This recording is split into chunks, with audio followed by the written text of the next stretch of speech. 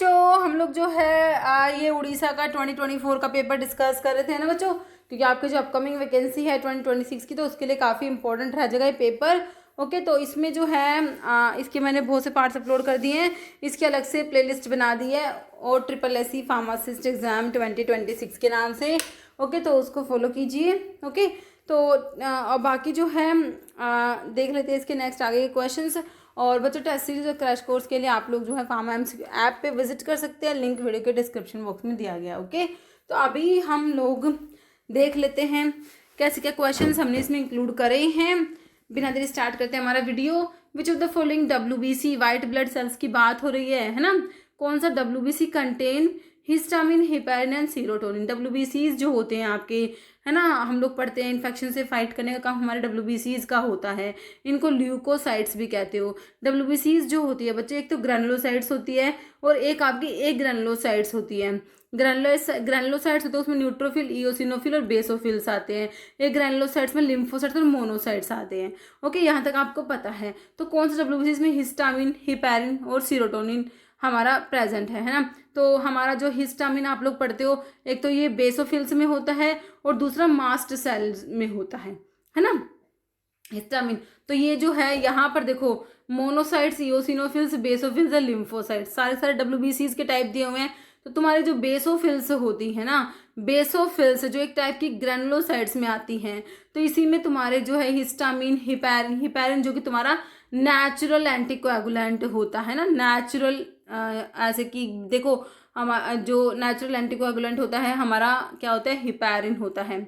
Okay, तो यहाँ पर जो है आंसर क्या होगा तुम्हारा, बेसोफिल्स होते हैं ये, जिसमें कि हमारा हिस्टामिन, हिपेरिन और सीरोटोनिन प्रेजेंट है। ओके, तो यहाँ पर ऑप्शन 3 तुम्हारा करेक्ट हो गया। बाकी इसमें देख लो लिखा हुआ है WBC जिन्हें आप ल्यूकोसाइट्स भी कहते हो, ये इम्यून सिस्टम के सेल्स होते हैं, बोन मैरो से डिराइव होते हैं, प्रोटेक्ट करते हैं बॉडी को इन्फेक्शियस डिजीज से और फॉरेन मटेरियल से हमें प्रोटेक्ट करने का हमारे WBCs का होता है।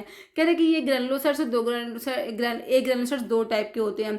ग्रैनुलोसाइट्स में आपके न्यूट्रोफिल, इओसिनोफिल, बेसोफिल, तो एक ग्रैनुलोसाइट्स में लिम्फोसाइट्स और मोनोसाइट्स आते हैं। अब तुम जो फंक्शंस देखोगे डिफरेंट WBCs का, है ना, तो WBCs जो होते हैं ये एक तो इन्फेक्शन से फाइट करने का काम करते हैं, तो फैगोसाइटोसिस इनका फंक्शन, एंटीबॉडी प्रोडक्शन इनका फंक्शन होता है, इन्फ्लामेटरी रिस्पॉन्स इनका फंक्शन होता है ना। तो अलग अलग टाइप्स जैसे कि न्यूट्रोफिल्स है, न्यूट्रोफिल्स मोस्ट कॉमन टाइप के WBCs होते हैं, है ना, और ये कहते हैं फर्स्ट लाइन ऑफ डिफेंस होते हैं, किल करते हैं बैक्टीरिया फंजाई को थ्रू फैगोसाइटोसिस के through. Lymphocytes crucial adaptive immunity के लिए, इसमें हमारे T सेल्स और B सेल्स आते हैं। T सेल्स होते हैं डिस्ट्रॉय करते हैं, आइडेंटिफाई करते हैं इन्फेक्टेड सेल्स को, एज वेल एज रेगुलेट करते हैं इम्यून रिस्पॉन्स को। जो B सेल्स होते हैं बच्चों को क्या प्रोड्यूस करते हैं, एंटीबॉडीज प्रोड्यूस करते हैं टू न्यूट्रलाइज स्पेसिफिक एंटीजन। एक नेचुरल किलर NK सेल्स होते हैं, वो इन्फेक्टेड सेल्स पर अटैक करते हैं, जैसे कि कैंसर सेल्स सब हो गए। ओके, मोनोसाइट्स जो होते हैं ये हमारे लार्ज सेल्स होते हैं, माइग्रेट इनटू टिश्यूज, डिफरेंशिएट होते हैं मैक्रोफेजेस में, है ना, to clean up dead cells and pathogens. Okay, फिर तुम्हारे जो इओसिनोफिल्स होते हैं ये रिस्पॉन्सिबल होता है अटैकिंग पैरासाइट्स के लिए, मीडिएट करते हैं एलर्जिक रिएक्शंस को मीडिएट करते हैं इओसिनोफिल्स जो होते हैं। बेसोफिल्स वही तुम्हारा हिस्टामिन, हिपेरिन, सीरोटोनिन सब प्रेजेंट है बेसोफिल्स में, तो ये रिलीज करते हैं हिस्टामिन को और other mediator to initiate immune response during infections और एलर्जिक रिएक्शंस। ओके, और जो मास्ट सेल है वहां से भी तुम्हारा जो है हिस्टामिन रिलीज होता है ना, इनका फंक्शन भी बेसोफिल्स के जैसा होता है बच्चों, ये भी केमिकल्स रिलीज करते हैं to trigger inflammation and fight infection. Okay, कह रहे नेक्स्ट क्वेश्चन में क्या बोल रहे हैं कि प्रेसिडेंट और जो वाइस प्रेसिडेंट है हमारे state pharmacy council of India के can hold the office for a term not exceeding dash years, है ना, 3, 5, 6 या 7। तो कितना हो जाएगा बच्चों, सिंपल सा क्वेश्चन है, 5 ईयर हो जाएगा, बिल्कुल सही है ऑप्शन 2। कह रहे व्हेन एवर हिमसेल्फ और by any other person on his behalf import any drug deemed to be adulterated under section 9A of the Drug and Cosmetic 1940 shall be punishable with imprisonment for a term which may extend to dash years, है ना, 3, 5, 6 या 7, है ना। तो इसके लिए हो जाएगा 3 ईयर्स होता है बच्चों, ऑप्शन जो है तुम्हारा 1 करेक्ट हो जाएगा, 3 ईयर्स। कह रहा according to section 13(1)(a) of the drug and cosmetic 1940 as amended, whoever himself or by any other person on his behalf import any drug deemed to be adulterated under section 9A, है ना, या spurious under section 9B shall be punishable with imprisonment for a term which में extend to 3 years, तुमसे question बना हुआ है, and a fine which में extend to 5,000 rupees. Okay, नहीं तो विच chapter of narcotic drug and psychotropic substance, जो act है हमारा NDPS एक्ट 1985 का है, तो इसके सेक्शंस की बात हो रही है ना, इसके सेक्शंस की बात हो रही है, सॉरी चैप्टर की बात हो रही है। तो कह रहे कौन सा चैप्टर पूछा है एनडीपीएस एक्ट का, talks about national fund for control of drug abuse. देखो अब देखो बच्चों, तुम ड्रग एंड कॉस्मेटिक एक्ट के, फार्मेसी एक्ट के चैप्टर याद करते थे, अब एनडीपीएस एक्ट के चैप्टर भी तुम्हें याद करने हैं। ठीक है, तो चैप्टर नंबर 7 लिख रखा है, यहाँ पर 4 लिख रखा है, 3 लिख रखा है, 2A लिख रखा है। तो कौन सा चैप्टर है, ये होता है तुम्हारा चैप्टर 2A होता है, which talks about national fund for control of drug abuse. Okay, तो ऑप्शन 4 करेक्ट है। कह रहे देखो इसमें 6 चैप्टर्स है, 83 सेक्शंस है, 6 से 83 से आप याद रख सकते हो। 6 चैप्टर है 83 सेक्शंस होते हैं। एनडीपीएस एक्ट में हमारे जो 1985 का है, चैप्टर नंबर 1 प्रिलिमिनरी होता है, chapter number 2 deals with authorities and officers, chapter number 2A deals with national fund for control of drug abuse, chapter number 3 जो है deals with prohibition control and regulation, 4 जो होता है refers to offences and penalties के लिए chapter number 4 है, याद रखना। 5 डील्स विद प्रोसीजर्स और 5A pertains to forfeiture of illegally acquired property. Okay, next आपका चैप्टर नंबर जो है 6 वाला मिसलेनियस है। Okay, next according to the medical termination of pregnancy 1971 for the medical termination of pregnancy of an adult women in sound health whose consent is mandatory. बताइए, तो कह रहे mother and father of the unborn, mother of the unborn, in laws of husband side, family of both side and father of unborn. तो हो जाएगा क्या बच्चों, क्या mother of the unborn, option 2 correct हो जाएगा।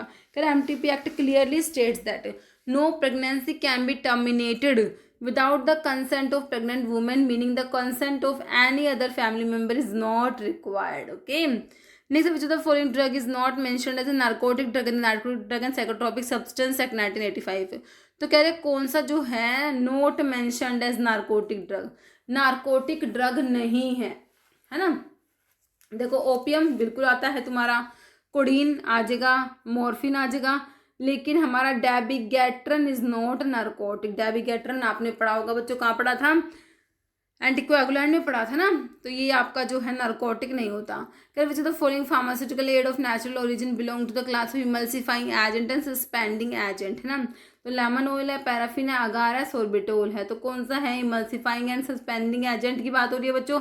तो देखो लेमन ऑयल, पैराफिन, हमारा अगार जो होता है इमल्सिफाइंग एजेंट होता है, सस्पेंडिंग एजेंट भी होता है, ऑप्शन 3 करेक्ट हो जाएगा। अगार किससे मिलता है भाई, सोर्स क्या है, रेड एल्गी से मिलता है। कौन सी रेड एल्गी है भाई, जेलिडियम है, जेलिडियम अमनसी है, ग्रासिलेरा, टिरोक्लेडिया, सब रेड एल्गी जो होती है। क्या जो हमारा अगार होता है बच्चों, ये जो है रुधिरम रेड पिंक कलर देता है ना। और इसके जो केमिकल कॉन्स्टिट्यूएंट है वो एगैरोपैक्टिन होते हैं, जो कि रिस्पॉन्सिबल है, एगैरोपैक्टिन जो है रिस्पॉन्सिबल है विस्कोसिटी के लिए अगार की। ओके, और इमल्सिफाइंग एजेंट होता है, बल्क लैक्सेटिव होता है, यूजर इसको एज सोलिडिफाइंग एजेंट यूज करते हैं in bacteriological culture media, in food production, जो jellies, ice creams as a vegetarian substitute for gelatin. Okay, next in pharmacological grouping of natural drug dash are the drugs which give strength और energy to the activity the heart. भाई heart को strength energy provide करेंगे ना, जो contraction करने की power है heart की, है ना। देखो कार्डियोटोनिक तो आपको लग ही रहा है हार्ट से रिलेटेड है ना। एंटीसेप्टिक, लैक्सेटिव, कार्बोनेटिव, क्या लग रहा है भाई, ऑप्शन 1 कार्डियोटोनिक्स होते हैं, जैसे कि डिजिटैलिस होता है। कार्डियोटोनिक्स जो होते हैं, डिजिटैलिस, स्ट्रोफेंथस, थेवेटिया, स्क्विल, सब कार्डियोटोनिक होते हैं। कार्डियोटोनिक ड्रग्स जो है आपका ये हो जाएगा ऑप्शन 1 यहाँ पर right answer. In the context of preparation of natural drug for market what will be the next step after the drawing step in the preparation of crude drug. भाई crude drug की preparation में different step है भाई। सबसे पहले cultivation होता है, collection होता है ना। तो वहाँ पर आपका कह रहे हैं कि what will be next step after drawing, है ना। तो कलेक्ट करने के बाद ड्राइंग करते हैं बच्चों। ड्राई जो होता है, ड्राई करने के बाद जो एक स्टेप होता है वो कौन सा होता है, पल्वेराइजेशन है, गार्बलिंग है, ग्राइंडिंग है कि कटिंग है। तो भाई उसके बाद हमारा गार्बलिंग एक स्टेप आता है ना। तो ऑप्शन आपका 2 करेक्ट हो जाएगा। कह रहे गार्बलिंग जो है next step in the preparation of crude drug for marketing after drawing के बाद गार्बलिंग स्टेप आता है। इसमें क्या करते हैं बच्चों, इसमें जो एक्स्ट्रा जो मैटर है जैसे कि सैंड हो गया, डर्ट हो गया, अनवांटेड पार्ट होता है ना, प्लांट का या फिर फॉरेन मैटर हो गया, उन सबको रिमूव करा जाता है to ensure the purity and quality of drug before it is package ना, क्योंकि इसके बाद जो है पैकेजिंग होगा। ओके, नेक्स्ट है मुझे the following active constant present in clove oil. भाई क्लोव ऑयल जो होता है इसमें कौन सा एक्टिव कॉन्स्टेंट प्रेजेंट है, कह रहे कौन सा जो कॉन्स्टेंट है is estimated in its chemical evaluation. तो इसके केमिकल इवेल्यूशन में क्लोव में क्या एस्टिमेट करोगे भाई, क्या प्रेजेंट है। क्लोव तुमने वोलेटाइल ऑयल वाले ड्रग में पढ़ा था, तो उसी को एस्टिमेट करेंगे। तो सिट्राल कह रहे हैं, मॉर्फिन कह रहे हैं, एमिटिन कह रहे हैं, यूजिनॉल कह रहे हैं ना। तो क्लोव ऑयल जो होता है हमने पढ़ा, उसमें यूजिनॉल प्रेजेंट है बच्चों, तो उसी को एस्टिमेट करा जाएगा, है ना। एमिटिन जो है भाई ये हमारा आइपिकैक में होता है, एमिटिन और सिफेलिन। आइपिकैक जो कि एज अ एमिटिक यूज होता है एमएसएस को इंड्यूस कराने के लिए, है ना। तो एमिटिन और सिफेलिन तो आइपिकैक में है। मॉर्फिन जो होता है, मॉर्फिन हमारा ओपियम जो है ना, पापावर सोमनीफेरम पापावरेसी फैमिली, उसमें प्रेजेंट है। हमारे फिनेंथ्रीन एल्कलॉइड में मॉर्फिन, कोडीन, थिबेन पढ़े हैं तुमने। सिट्राल जो है लेमन ग्रास ऑयल में सिट्राल प्रेजेंट होता है ना। सिम्बोपोगोन सिट्रेटस है, सिम्बोपोगोन फ्लेक्सियोसस फोर्स होता है लेमन ग्रास ऑयल का, है ना, वहाँ पर हमारा सिट्राल होता है। ठीक है, तो यहाँ पर बच्चों तुम्हारा आंसर क्या बना है, ऑप्शन जो है 4 तुम्हारा बिल्कुल करेक्ट आंसर होगा। यूजिनोल हमारा क्लोव में प्रेजेंट है।